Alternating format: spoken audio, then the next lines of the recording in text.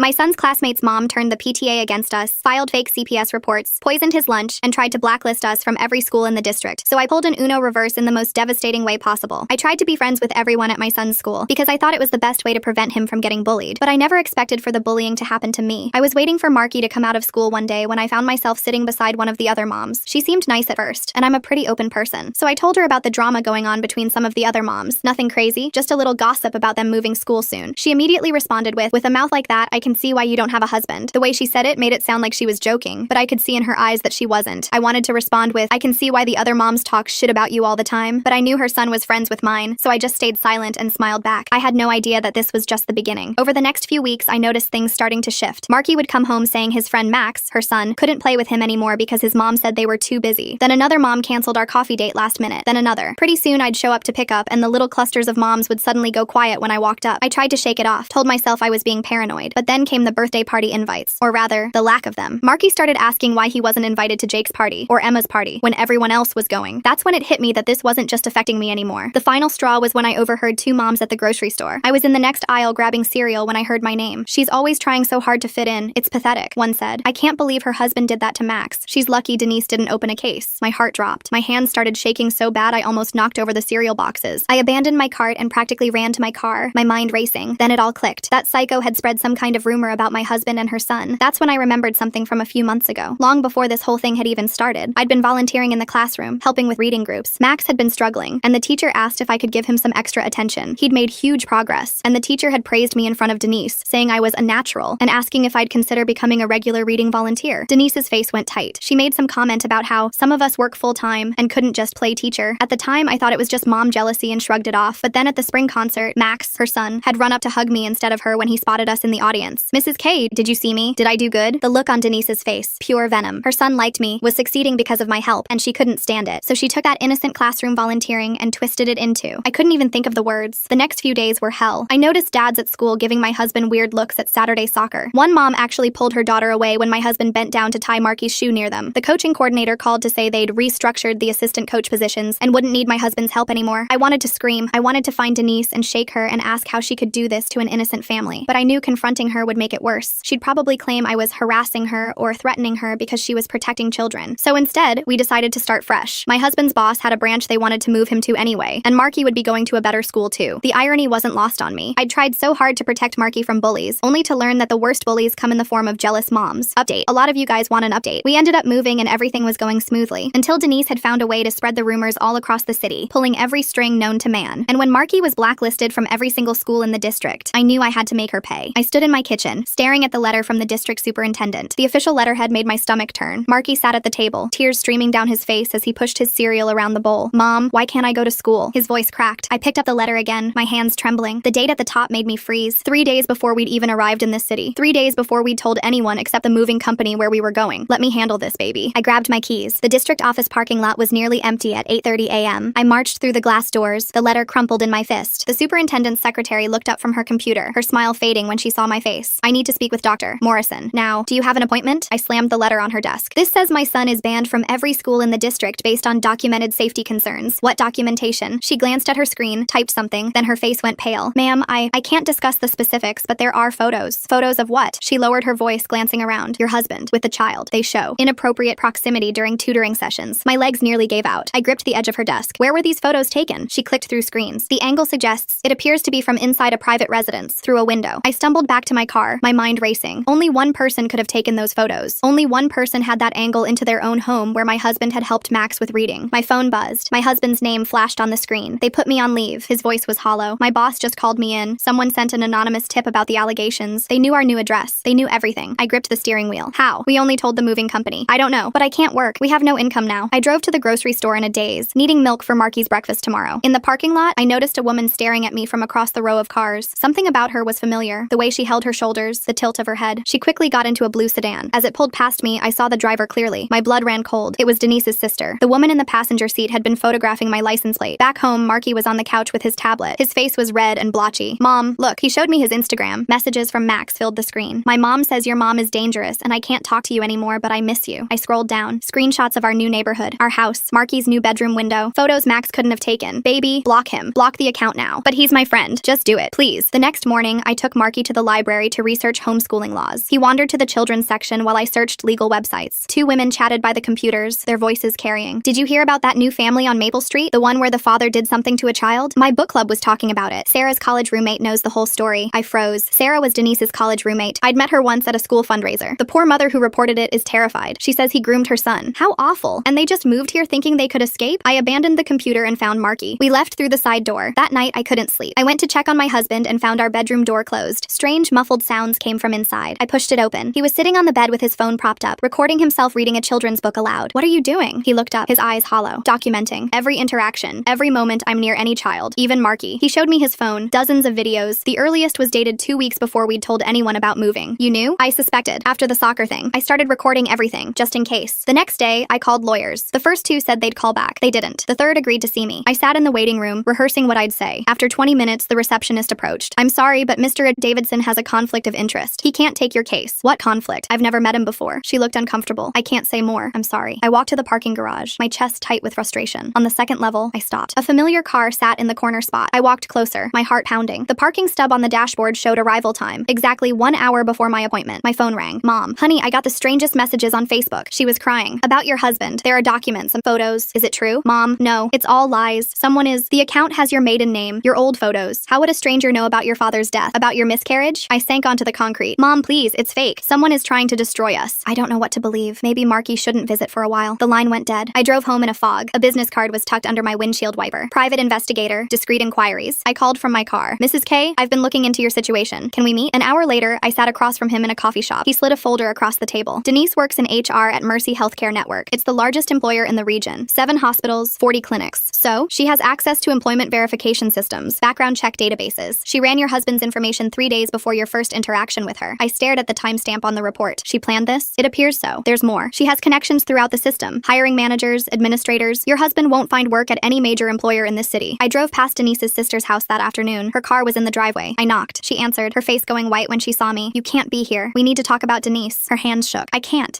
She knows things. What things? She glanced behind her, then stepped outside, closing the door. My addiction. 5 years ago. I went to rehab. She has the records, photos. If I don't help her, she'll tell my ex. I'll lose custody of my kids. Help her how? Following you. Reporting where you go, who you talk to. Tears ran down her face. She has files. On lots of parents from school. She knows everyone's secrets. You have to tell someone. With what proof? She's too smart. Everything looks legitimate. She backed toward her door. Please go. If she finds out I talked to you, I left, my mind spinning. At the hospital the next day, my husband's mandatory psych evaluation was rescheduled. Again, the receptionist wore a familiar necklace. I'd seen it in Denise's Instagram posts. The best friend from her wedding photos. System error, she said sweetly. We'll call you to reschedule. We never got that call. That evening, Marky showed me his phone. Mom, look at this. A TikTok video played. Kids from his old school doing a stranger danger challenge. They held up photos of creepy adults to avoid. My husband's face appeared. When was this posted? He checked. Yesterday. But look, he showed me the account, created the day before we moved. I'd had enough. I drove to the police station to file a harassment complaint. The officer took notes, nodding sympathetically. We'll look into it, but you should know, Ms. Denise already filed a protective order request. She says you've been stalking her online. She has screenshots. Screenshots of what? He turned his monitor. A Facebook account with my photos. Messages to Denise, threats, harassment, all from an account I'd never created. This isn't mine. Check the IP address, check anything. We will. But until then, you need to stay away from her. I walked to my car, defeated. At home, something felt wrong. The garbage cans were slightly moved. I checked the security footage. A woman in a dark wig had been photographing our mail. The way she walked, favoring her left hip. The same hip Denise had injured in college, according to her Instagram posts about her fitness journey. The next morning, Marky had a panic attack at school. The nurse called me to pick him up. He kept saying my dad didn't do anything wrong over and over. Unprompted. I have to document that. Document it why? She looked uncomfortable. It's concerning behavior. When children repeatedly deny abuse without being asked. He's being bullied. Kids are showing him TikToks calling his father a predator. I'm just following protocol. She handed me forms. The language was eerily similar to Denise's original allegations. I hired a new lawyer with the last of our savings. She dug deeper than the others. I found something interesting. Denise doesn't have a son named Max. What? Max is her nephew. Lives in Colorado with his parents. Hasn't seen Denise in 2 years. I stared at the photos she showed me. The real Max. Different child. Same name. She used her nephew's identity. Created an entire fictional narrative. The question is why. My phone rang before I could answer. The lawyer's name on the screen. Get home now. CPS is there with an emergency removal order. I broke every speed limit. Police cars filled my driveway. Marky stood on the lawn with a social worker, a small suitcase beside him. Mommy! He tried to run to me, but the social worker held him back. My husband was in handcuffs by the police car. I tried to show them the evidence, the recordings. They said I was interfering. We received 47 reports in the last 48 hours, the social worker said. We have no choice. 47? That's impossible. Different names, different phone numbers, but all expressing serious concerns about your son's safety. I watched them put Marky in the car. His face in the window broke me. My husband was driven away in another car. One officer lingered. Between you and me, it's strange. The The caller who triggered the emergency order knew exactly which judge was on duty, Judge Patterson. So, his daughter works at Mercy Healthcare, in HR. At the police station, I waited for my husband's processing. Officers discussed the case openly, thinking I couldn't hear. Anonymous caller had everything. Dates, times, even knew the judge's rotation schedule. Someone did their homework, or had inside information. Hours later, they told me bail was set impossibly high. Given the nature of the allegations, they said. I drove to the foster facility. They wouldn't let me see Marky. High-risk classification, the intake coordinator said. I recognized her from Denise's birthday party photos. It's for his safety. Her signature on the forms was dated before the CPS report was filed. My sister called that night. I've been getting calls from someone named Denise. She says you're unstable, that I should consider taking Marky. You can't believe her. She knows about my divorce, about my money problems. She says she can help with the legal fees if I file for custody. She's manipulating you. Is she? Or are you just paranoid? Maybe Marky would be better off. I hung up. The PI called at midnight. Meet me at the diner. I found something. He slid a folder across the booth. Newspaper clippings, court documents. Denise's ex-husband died 2 years ago. Sewers lied. But look at the custody battle records. I read, my hands shaking. Similar allegations. Coaching children. Inappropriate contact. No evidence, but he lost custody anyway. His Sewers lied note, the PI said quietly. His mother kept the real one. The one the police have is edited. I read the photocopy. She'll never stop until she destroys me. She took my children with lies. Now she's taking my life. Don't let her do this to anyone else. Back home, the empty house echoed. I found Marky's teddy bear on his bed and hugged it. Something hard pressed against my chest. I felt along the seam. A small slit. Inside, a tiny device. My phone buzzed. An app notification I didn't recognize. I opened it. Audio files. Recordings from our home. Date stamps going back 6 months. From a play date when Max had forgotten his bear. I drove to the psychiatric hospital the next morning. If I was going to fight accusations of instability, I needed documentation of my mental health. Voluntary 24-hour evaluation, I told them. The intake nurse smiled. We've been expecting you. Your friend Denise called. She's very concerned. She's not my friend. She said you'd say that. Part of the paranoia. The psychiatrist assigned to me looked familiar. I went to college with Denise, she said. She told me about your situation. When? Oh, we've kept in touch. She mentioned you months ago. Said you were showing concerning behaviors. Her notes were already written. Details I hadn't shared yet filled the pages. That night, another patient whispered to me in the hall. That woman keeps calling, asking about your medication, what you're taking, doses, everything. Who? Denise. Says she's your emergency contact. The staff tell her everything. Released the next morning, I went home to shower. My anxiety medication was gone. The bottle empty. Security footage showed nothing unusual, but the only person with access was the cleaning lady, the one Denise had recommended months ago. At the emergency custody hearing, my mother testified against me. She's been erratic. These videos show her breaking down, screaming, crying. The videos played. Me, exhausted, sobbing after days of harassment, edited to remove context. Just a woman falling apart. During a recess, I went to the bathroom. Denise was on the phone in a stall. He'll crack soon, then we'll have our confession. Make sure he's in Block C. That's where they put the child predators. I ran out, called the jail. Too late. My husband had been attacked. Broken ribs. Internal bleeding. He refused to see me. His mother arrived at the hospital. I've hired my own lawyer. I'm filing for custody of Marky. You clearly can't protect him. From what? Lies? She held up a folder. Your therapy records. Your history of anxiety, depression. You're unfit. How did you get those? Does it matter? My grandson needs stability. Bank accounts frozen. Investigation ongoing. I checked into a motel with the cash I had left. My phone rang. Denise, this can all go away. Just have your husband confess. Admit what he did. I'll make sure Marky is returned to you. He didn't do anything. Everyone's already convinced he did. Why fight it? How did you find me? I know everything about you. Where you go, who you talk to, what you're planning. She paused. Room 237 at the Sunset Motel, right? I hung up and drove to her house. She answered the door with a smile. You're violating the protective order. I don't care anymore. She held up her phone. A live stream. Marky in a bedroom crying. I want my mommy, he sobbed. That's my friend's foster home. She keeps me updated. She smiled wider. He cries for you every night. I followed her when she left an hour later. She drove to a storage facility on the edge of town. I watched from my car as she entered Unit 47. When she left, I broke in. Boxes lined the walls, each labeled with a child's name. Inside, photos, documents, recordings, dozens of families, their secrets cataloged. My phone buzzed. Denise's sister. Meet me at the old playground. Urgent. She was pacing when I arrived. I found something. About our father. What? He didn't die naturally. His heart medication. She withheld it. Made it look like he forgot to take it. She handed me a journal. He wrote about it, how she threatened him. Said if he didn't change his will, she'd make sure he had an accident. We have to go to the police. With what? He's been cremated. No evidence. She looked broken. She's done this before. She'll do it again. At the police station, a detective finally listened. We've been watching her since her ex-husband's death, but she's careful. We need a pattern. I have evidence. Recordings, documents. Obtained how? I stayed silent. Without legal means, it's useless. But keep documenting. We're building a case. That evening, Denise appeared at my motel. I'm filing for guardianship of Marky. As a concerned community member, someone needs to protect him from you. She handed me papers, filed 3 days ago, before CPS even took him. You planned this from the beginning. I plan everything. She smiled. Your husband's job here. The schools Marky could attend. Which judge would be on duty. Which foster family would take him. Everything. After she left, I met with Denise's ex-husband's mother. She looked ancient. Grief etched in every line. This is his real note. She handed me a sealed envelope. I kept it hidden, but you need it now. I read it in my car. Every detail of Denise's campaign. How she isolated him, turned his family against him, made him question reality, used their children as weapons. She made me believe I was guilty of things I never did, made others believe it too. By the end, even I wondered if maybe I had done something and forgotten. That's her gift, making you doubt your own truth. The DA agreed to meet. This is substantial. substantial, but she's filed charges against you. Stalking, harassment, she has extensive documentation. It's all fabricated, maybe, but it'll take time to prove. The assistant kept checking her phone. In the meantime, stay away from her. At Marky's custody hearing, Denise sat in the front row. 12 community members had written letters supporting her guardianship petition. I recognized names, parents from school, people whose secrets were in those boxes. My lawyer stood. Your Honor, we have evidence that Mrs. Denise has been systematically. The doors burst open. Denise's sister ran in. I have a recording of her admitting everything. The courtroom erupted. Denise's sister connected her phone to the court system. Denise's voice filled the room. Of course I made it all up. Max isn't even my son, but that bitch thought she could waltz in and make everyone love her. Make my nephew love her more than me. I couldn't let that happen. Denise stood slowly. That's clearly edited. My sister is mentally ill. Look at her psychiatric records. She produced a folder. From yesterday, Dr. Morrison confirmed she's having delusions. I wore a wire, her sister said. The police have the full recording. The judge called a recess. In chambers, my lawyer presented the HR access logs, Denise's illegal searches, background checks on dozens of families, including the judges. She researched your daughter, Your Honor, your wife, looking for leverage. The judge's face went cold. I'm ordering an immediate investigation, full custody to the mother pending review. Denise screamed in the courtroom. You don't understand. She hurt Max. She's getting away with it. Ma'am, you just testified Max is your nephew, not your son. He is my son, in every way that matters, and she took him from me. Her composure finally cracked. She made him love her more, just like everyone always loves everyone more than me. Security escorted her out. She leaned close as she passed. I kept copies of everything. This isn't over. Her lawyer immediately withdrew from the case, citing ethical concerns. At the foster facility, I finally held Marky. He was too thin, shadows under his eyes. Mom, why did Mrs. Denise say you hurt Max? Max isn't even real, is he? How did you know? The stories never made sense. He said he lived on Elm Street, then Oak Street. Said his birthday was in June, then September. Kids notice stuff. You're so smart, baby. Can we go home now? Soon. Dad's still in the hospital, but soon. 6 months later, we lived in another state. Denise was in jail awaiting trial for fraud, stalking, filing false reports, and identity theft. Her sister testified against her. So did 17 other families who'd found the courage to speak up. Marky was in therapy. He still had nightmares. Still asked why someone would lie about his dad. My husband's physical wounds healed. The emotional ones would take longer. He couldn't be alone with children anymore. Even Marky. The fear was too deep. I still checked doors twice. Screenshot everything. Record conversations. Save receipts. The hypervigilance might never fade, but we survived. Denise had taken so much. Our peace, our trust, our sense of safety, but she hadn't destroyed us. That had to count for something. The morning after Denise's arrest, I woke to my phone buzzing frantically. 23 missed calls, all from numbers I didn't recognize. The first voicemail made my blood freeze. Mrs. K, this is Principal Henderson from Riverside Elementary. We received concerning documentation about your family. We need to discuss your son's enrollment immediately. My hands shook as I listened to the next message, then the next. Each school in our new district had received packages overnight. Detailed timelines, fabricated evidence, photos that shouldn't exist. I found my husband in Marky's room watching him sleep. Dark circles shadowed his eyes. He hadn't slept properly since the attack. They called my new job, he whispered. HR wants to meet Monday. Someone sent them newspaper clippings about the trial. But Denise is in jail. How? The packages were mailed 2 days before her arrest. His voice cracked. She prepared for this. Marky stirred, reaching for his father. My husband flinched back involuntarily. The movement was subtle, but Marky's eyes opened, catching it. The hurt that flashed across his face made my chest ache. Dad doesn't want to hug me anymore, Marky said at breakfast, pushing eggs around his plate. That's not true, baby. Dad's just scared of me because of what she said. He looked up, eyes too knowing for 8 years old. The other kids at my new school already know. Someone told them. I drove to Riverside Elementary, determined to fix this. The principal's office felt smaller than before. Henderson's expression had changed from welcoming to wary. These allegations are serious, she said, sliding a folder across her desk. I opened it. My breath caught. Photos of my husband at Marky's previous school events, each one edited subtly. Shadows added, angles manipulated, innocent moments transformed into something sinister. These are doctored. Look at the metadata. We have to investigate. It's protocol. She pulled out forms. Until then, perhaps homeschooling would be best. You're punishing my son for lies spread by a woman in jail? We're protecting all our students. Her tone was final. The decision stands. Outside, I called our lawyer. She sounded exhausted. Denise hired a PR firm before her arrest. They're pushing the narrative that she's a whistleblower being silenced. 3 parenting blogs picked it up this morning. Can't we sue? With what money? Your accounts are still frozen pending investigation. That afternoon, I found Marky in his room, tablet in hand. His face was pale. Mom, look, a YouTube video played. The Denise Matthews story, a mother's fight for justice. Professional production, emotional music. Denise, looking haggard but noble, speaking to the camera. I only wanted to protect children. Now I'm being punished for speaking truth. The comment section was brutal. Hundreds of people calling us monsters, demanding justice for Denise. Someone had posted our new address. I yanked the tablet away. No more internet. Not for a while. But my friends, your real friends can call our landline. He laughed bitterly. What friends? Everyone thinks Dad's a... He couldn't finish the sentence. My husband quit his job that night. Didn't wait for Monday's meeting. Just sent a resignation email and shut down his laptop. I can't do it again, he said, staring at the wall. The looks, the whispers. I can't. We'll figure something out. With what? We're living on credit cards. Marky can't go to school. I can't work. She won. Even from jail, she won. The next morning brought new horrors. Our neighbor knocked, holding a flyer. These were on every door in the neighborhood. The flyer showed my husband's face. Protect your children, in bold letters. Below, carefully crafted language that stopped just short of libel. Contact information for concerned citizens to report suspicious behavior. We don't believe it, our neighbor said quickly, but others might. You should know there's a neighborhood watch meeting tonight. about safety concerns. I spent the day inside, curtains drawn. Marky tried to play in the backyard, but came in after 10 minutes. The kids next door went inside when they saw me. Their mom was watching from the window. That evening, I watched the neighborhood meeting from our darkened living room. 60 people gathered in the Johnsons' driveway. I couldn't hear words, but I saw the flyers, the concerned faces, the way they glanced at our house. My phone rang. An unknown number. I almost didn't answer. Don't hang up. The voice was familiar. Denise's sister. I'm at a payphone. She doesn't know I'm calling. What do you want? She has people on the outside. They're being paid to continue her work. She calls them from jail. Gives instructions. Who? Give me names. I don't know. She's careful, but there's something else. She had a backup plan. If she got caught, documents hidden, more than what you found in the storage unit. Where? I think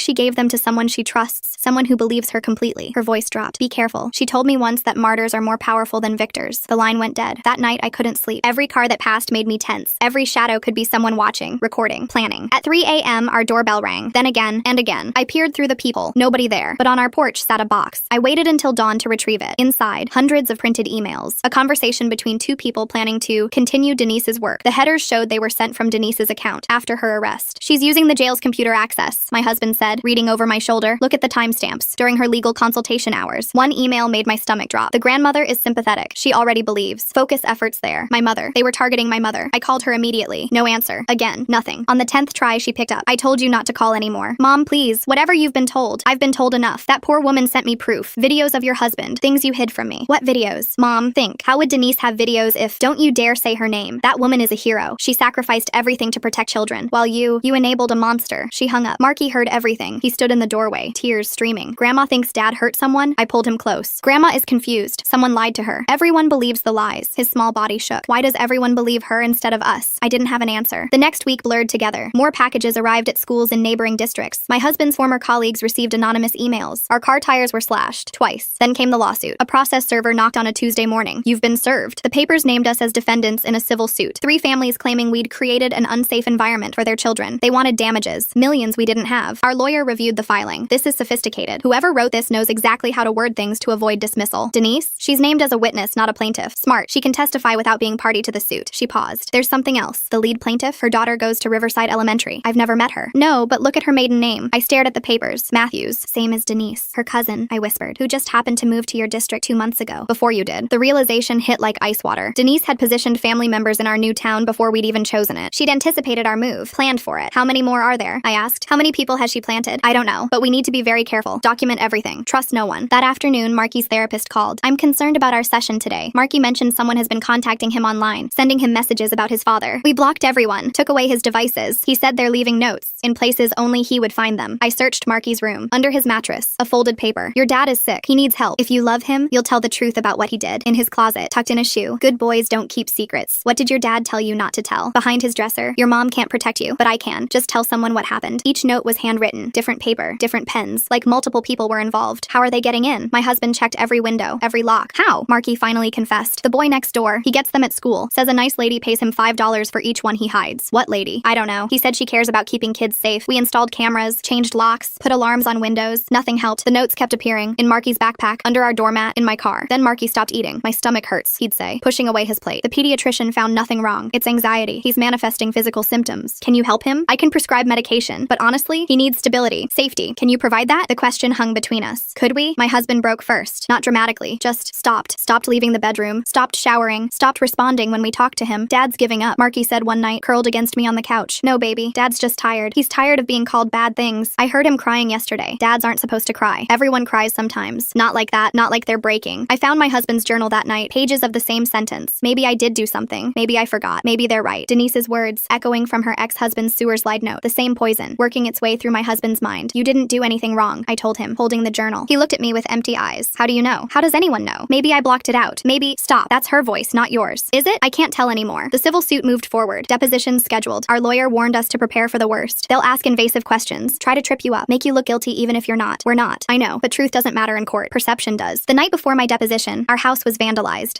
Spray painted across our garage. Every window soaked with accusations. I cleaned it myself. Didn't call the police. What was the point? They'd just add it to the file. More evidence of community concern. The deposition was held in a glass office building. Denise's cousin sat across the table, perfectly styled. Cold eyes just like Denise's. Her lawyer started gently. Background questions, easy answers, then the shift. Have you ever been alone with other people's children? I volunteered at school. Many parents do. But specifically alone, behind closed doors. Reading groups sometimes. So yes, you've been alone with children. Multiple children. Every answer twisted. Every word weaponized. 5 hours of careful manipulation. During a break, I overheard the cousin on the phone. She's cracking, just like you said she would. The husband's next. He'll be easier. They were right. My husband lasted 2 hours before breaking down, not admitting guilt, just sobbing, broken. The court reporter documented every tear. We need to consider a settlement, our lawyer said after. We didn't do anything wrong, I know, but fighting this could take years, cost everything, and meanwhile, Marky suffers. That night, I found Marky writing a letter. Dear Mrs. Denise, it started. Please make this stop. I'll say whatever you want. Just please let my family be happy again. I grabbed the paper. You can't send this. Why not? Maybe if I lie, say Dad did something, she'll leave us alone. Baby, no. We don't lie. Not even to make bad things stop. But the truth isn't helping. He screamed it. 8 years old and screaming like his heart was breaking. Nobody believes the truth. The lies are winning. I held him while he sobbed. My husband heard from the bedroom but didn't come out. Couldn't face his son's pain. The next morning, our lawyer called. Denise was granted a new hearing. Some technicality her new team found. She might get bail. How? She has resources we don't. A PR firm. A legal team. People on the outside working for her. Funded by? I'm looking into it, but money trails take time. Time we didn't have. Each day brought new erosion. My husband spoke less. Marky smiled never. I held us together with increasingly fragile thread. Then the breakthrough came from an unexpected source. A woman called. Elderly. Nervous. I saw the news about your family. About Denise. First, I knew her in college. And she did this before. To a boyfriend. When he tried to break up with her. Made accusations. Ruined his life. He transferred schools. Changed his name. But I remembered. Would you testify? I'm scared. She threatened me back then. Said she'd do the same to me if I talked. Please. My son is 8. He's suffering. A long pause. Send your lawyer my information. I'll think about it. Hope. Fragile but real. I shared the news with my husband. He barely responded. It won't matter. She's already won. Look at us. Look at what we've become. We're still here. Still fighting. You're fighting. I'm just existing. That night, I made a decision. If Denise could plan, so could I. If she could document, I could too. I started my own files. Every incident. Every witness. Every pattern. But more importantly, I started recording our truth. Videos of Marky laughing on good days. My husband helping with homework. Normal moments that showed who we really were. Why are you filming everything? Marky asked. Because someday, when this is over, I want you to remember that we had good times too. That we were happy. That we loved each other.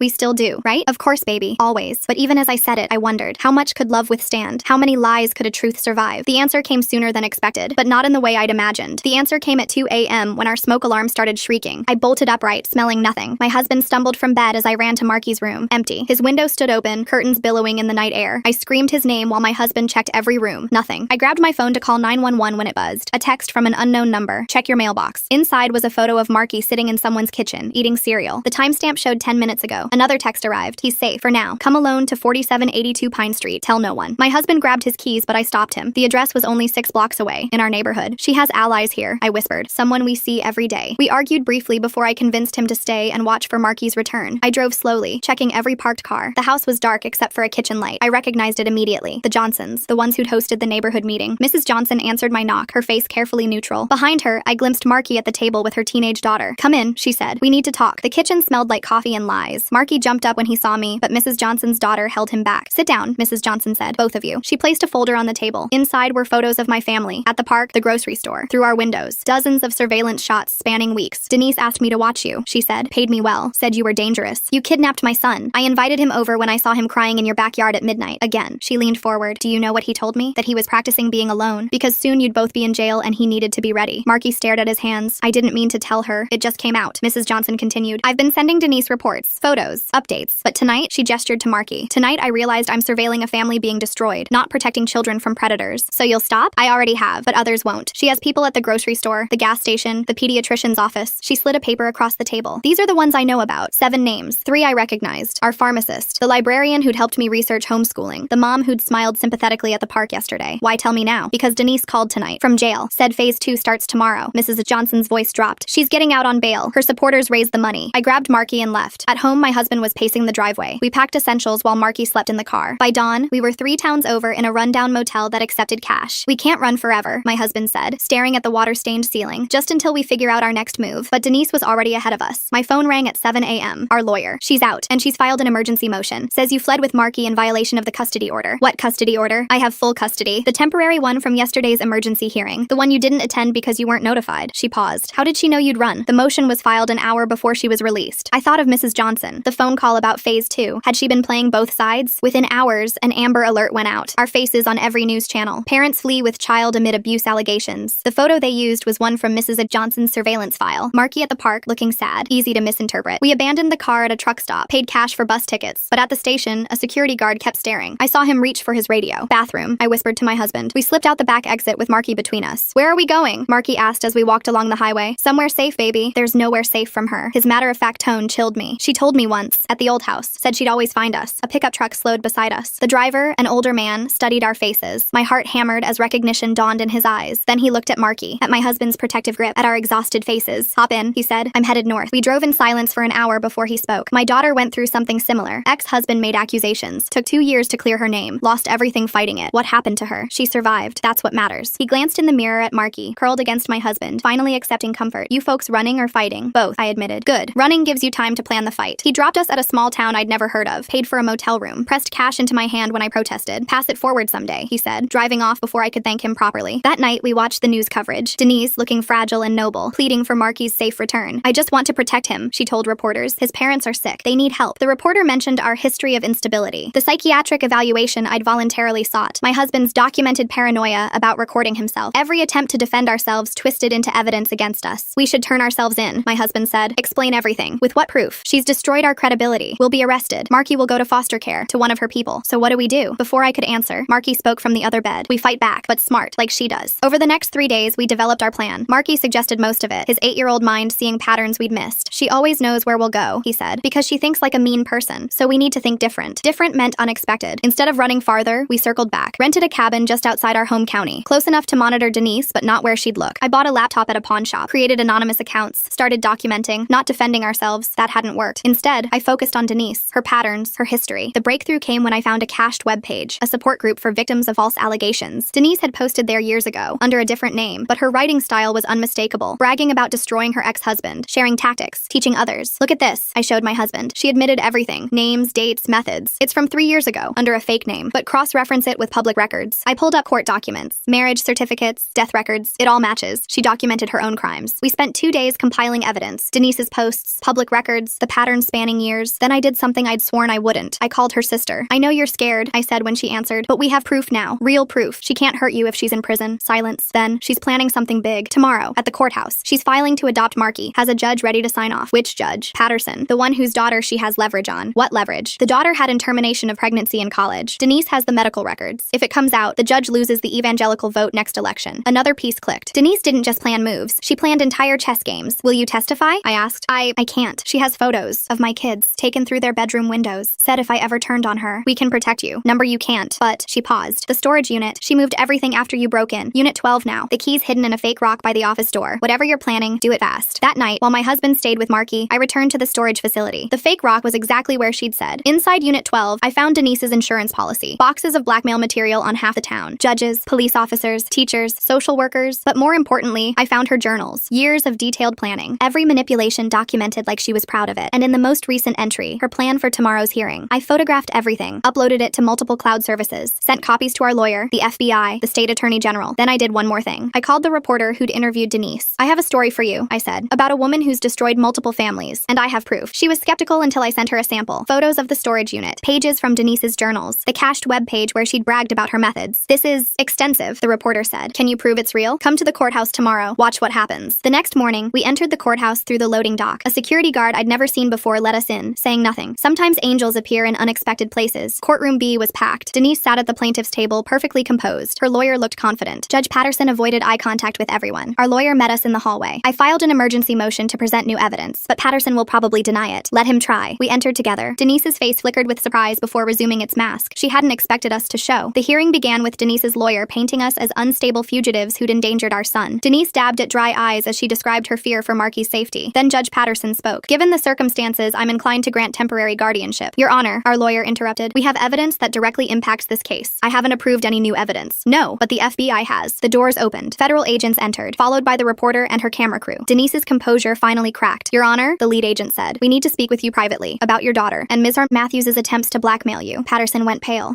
This hearing is postponed." "No," the agent said. "It's over, as is Ms. Matthews's campaign of terror." They arrested Denise in the courtroom. She didn't struggle, just stared at me with those cold eyes as they read her rights. Multiple counts of blackmail, extortion, fraud, conspiracy. "You think you've won," she said as they led her past, "but I've already destroyed you. Look at your husband, your son. You'll never be whole again." She was right about the scars, but wrong about everything else. The reporter interviewed us outside. I kept it simple. "We just want to go home and heal." But first came the cleanup. 17 more arrests over the next week. Denise's network collapsed as people rushed to make deals. Mrs. Johnson testified about the surveillance. The pharmacist admitted to reporting our prescriptions. The foster care coordinator confessed to pre-filing forms. Each revelation felt like a weight lifting. Marky started eating again. My husband spoke in complete sentences. Small victories. The civil suit was dropped. Our bank accounts unfrozen. My husband's job offered him his position back with apologies and a raise. He declined. Trust, once broken, doesn't easily repair. We found a new house 2 states away. Smaller than before, but ours. Marky started at a new school with a principal who'd actually read our file. All of it, including the evidence of Denise's lies. We'll keep him safe here, she promised. And somehow, I believed her. My husband started therapy. Real therapy, not the weaponized version Denise had arranged. Slowly, he began to heal. The flinching stopped. The paranoid recording ended. He could hug Marky again without fear. My mother called one night, sobbing. I'm so sorry. I should have believed you. When I saw the news, saw what she did to all those families. It's okay, Mom. She was very convincing. Can I see Marky? Of course. We'll visit next month. Denise was sentenced to 15 years. Her sister got custody of the real Max and moved across the country. The storage unit evidence helped convict 12 others. Justice, imperfect but real. But the true victory was smaller, quieter. 6 months after the trial, I found Marky in the backyard, teaching our new neighbor's kid to ride a bike, just being a normal child, trusting again. My husband joined me on the porch. He's okay, he said, wonder in his voice. We're okay. Yeah, I said, taking his hand. We are. Denise had been wrong. We were whole. Different than before, maybe. Scarred, certainly, but whole. That night, as I tucked Marky in, he asked, Mom, why did she hate us so much? I'd thought about this often. She didn't hate us, baby. She hated that we were happy, that we had something she couldn't control. Our family, our love. He considered this. So we won because we kept loving each other? Yeah, baby, we won. He smiled and closed his eyes. No more nightmares. No more fear. In the living room, I found my husband writing. Not paranoid documentation, but a letter. To other families going through false allegations. Sharing resources. Offering hope. Want to read it? He asked. I shook my head. I trust you. Trust. Such a small word for such a big victory. We never forgot Denise or what she'd done, but we refused to let her own our future. Every normal day felt like rebellion. Every laugh, a small revolution. And in the end, that's how we won. Not through some grand victory, but through the simple act of refusing to let her break us. We survived. We healed. We chose joy. It was enough.